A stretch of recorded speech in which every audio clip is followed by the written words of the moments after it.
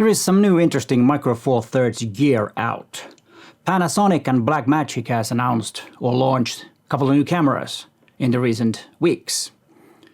Let's look and discuss what does this mean to Micro Four Thirds and talk about the rumors that it's dying again or not. Hi, it's Peter here. It is time to look a bit around what is going on with Micro Four Thirds. This is something that I discuss a couple of times a year, and I think it's a good time to discuss that matter right now because there's been some great and interesting cameras coming out lately.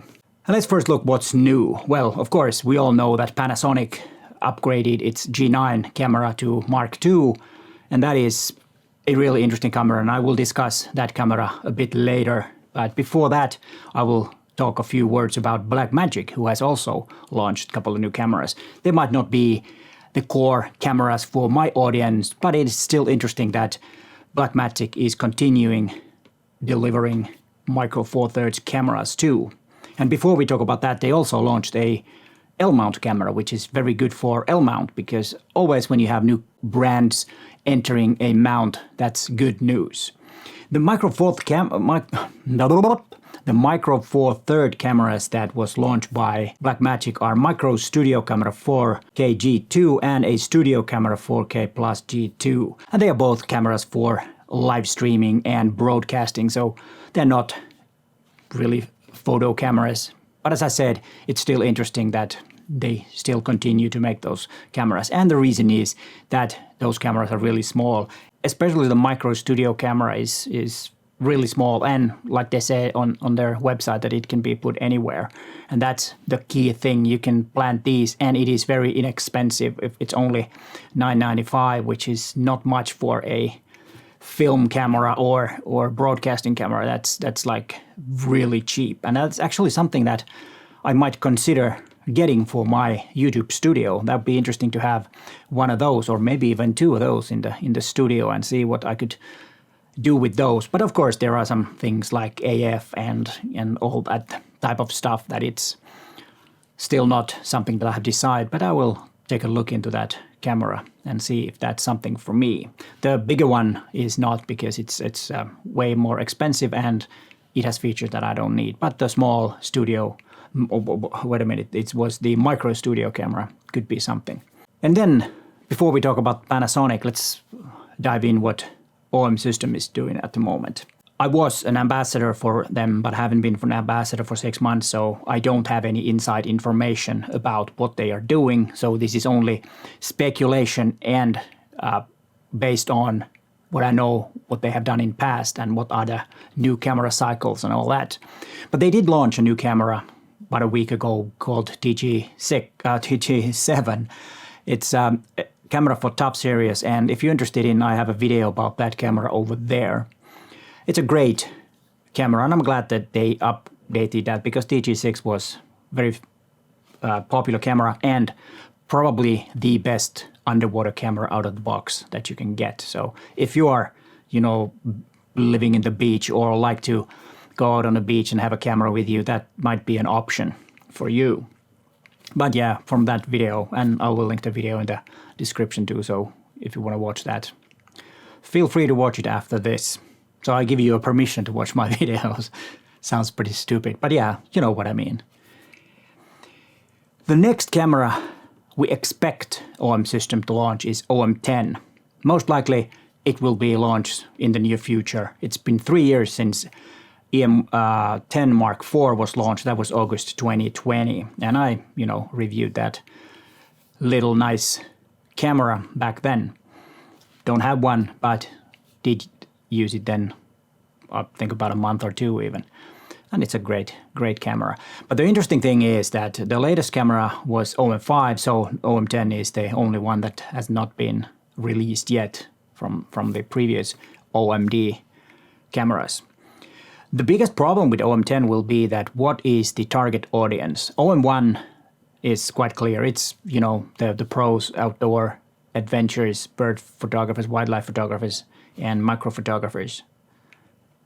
And then OM5 was the same, but for enthusiasts, those who want to have something better than the mobile phone, for example, but want to do great macro and want to go outdoors. It's great weather sealing and all that.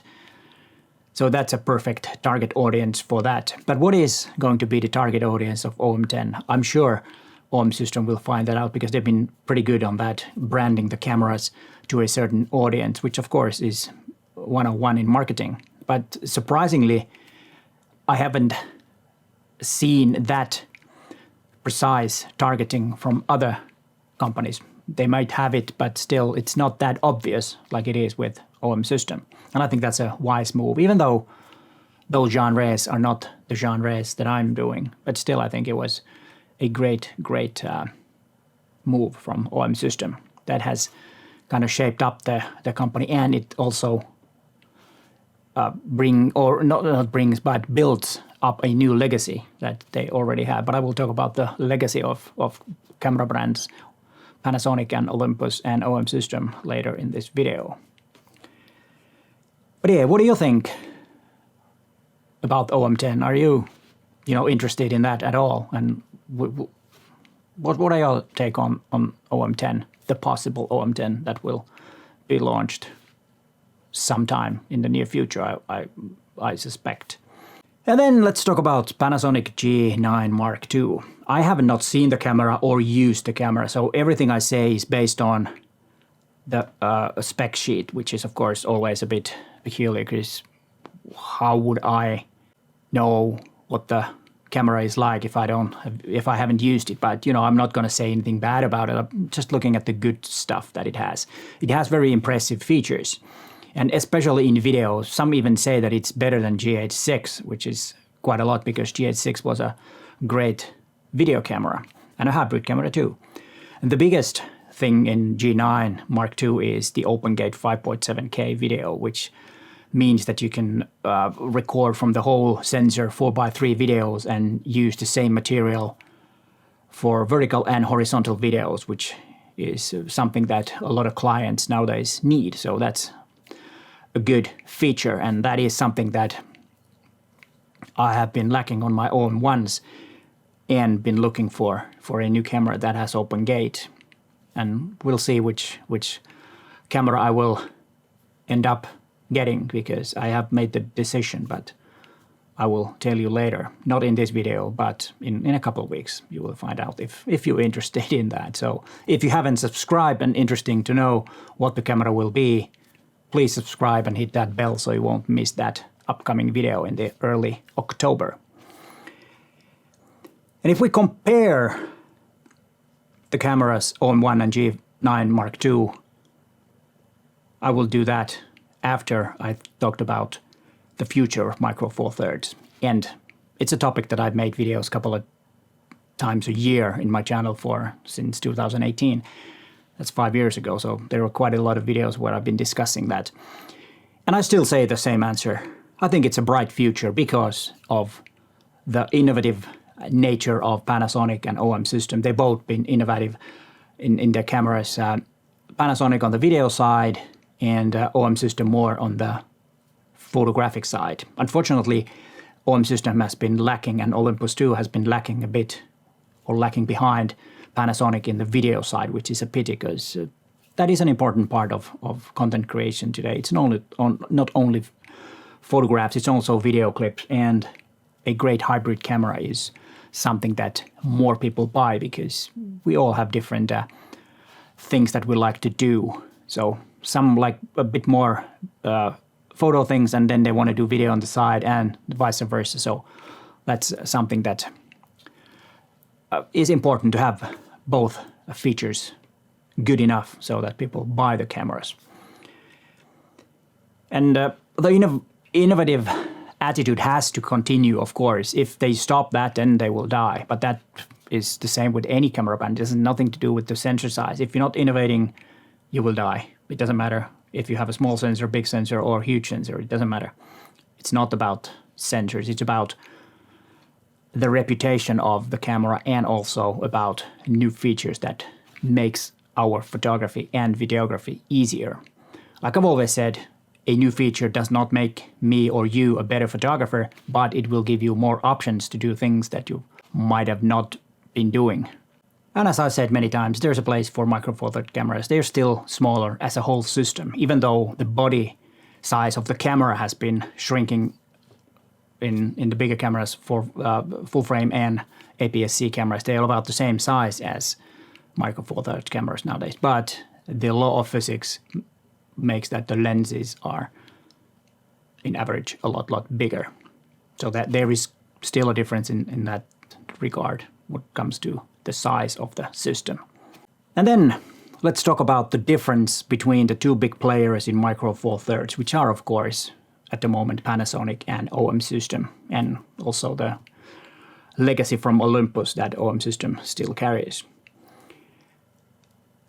The reputation of Panasonic is good in videography. It hasn't been that popular among photographers. Of course, there are photographers who use Panasonic, and you know, there's nothing wrong with that, of course not. But it doesn't have the same legacy as OM System when it comes to photographic cameras or photo cameras that are more towards, or for people that are more towards photography. And I think that's the main difference, and that's why I think Panasonic G9 Mark II might not be as popular as OM1. This is just my prediction because of the legacy that OM System Olympus has, because there are lots and lots of people buying OM1 because they've been using Olympus film cameras since the 70s. There is some kind of a legacy in there, and the tradition that is bigger in OM System, and we should not underestimate the legacy and the history of a company when we buy stuff. But then on the other hand, in videography and video making and filmmaking, Panasonic has been a big player many years. And I think the quality of that is one part, because I used to have GH4, which actually I still have. I used to use it. I don't use it anymore, but I could. And that tells how good the GH4 was. And of course 5 and 6 after that, how good they are, those cameras. And there is a big legacy in that. So I would say, if you would choose between OM1 or G9 Mark II at the moment, if for example, like it has the G9 has 25 megapixels, which is, you know, a bit more than OM1 has. But is that a big deal? Is that going to make your images so much better? Not sure. On the other hand, OM1 has better viewfinder, and now I'm saying on paper because I haven't looked through both of them. I know that OM1 has a stunning good viewfinder, and G9 mostly have a very good, but it's not as good. And when I say G9, I mean, of course, Mark II. And then on the other hand, G9 Mark II has 8 stops of IBIS and OM1 has 7. How much difference is that? There are some things that you might consider. But if I had to decide, if I was mainly videography and photography was on the side, I would get the G9 Mark II. And then if I was more towards photography, I would definitely get OM1. I think on paper it looks to be better, but this is something that I don't know. It needs to be tested before I can say for sure. So bear that in mind, that I'm not 100% sure because I haven't tested it. But that's how it looks on paper. But what are your take on G9 Mark II? Have you tested it? Are you planning on getting it? Because it is an interesting camera, and don't blame you if you consider buying one. What about OM1? How do you feel about OM1? And if there's anyone who has tested them both, please let us know in the comments your thoughts about these two cameras. And what about Micro Four Thirds? What do you think? What's going to happen in the future? And here are some more videos about the topic that I've been making since 2018. There are some things that I've said that has been happening. But hey, thanks for watching, and bye for now.